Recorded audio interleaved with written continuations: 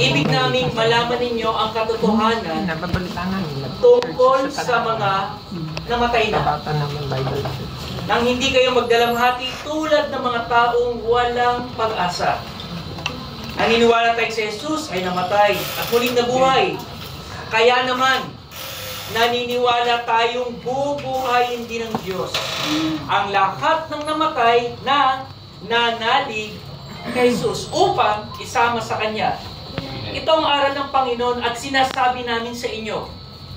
Pagparito ng Panginoon, tayong mga buhay ay hindi mauuna sa mga namatay na.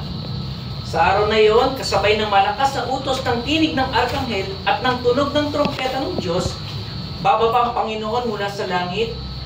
Bubuhayin muna ang mga namatay na nanalig kay Kristo. Pagkatapos, tayong mga buhay pa ay titipunin niya sa ulap at isasama sa mga binuhay upang salubungin sa papawirin ang Panginoon.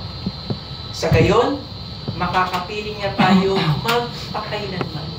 Kaya nga, mag-aliwan kayo sa pamamagitan ng mga aral nito. Ang Diyos ang magpala sa pag-asa natin ng Kanyang salita.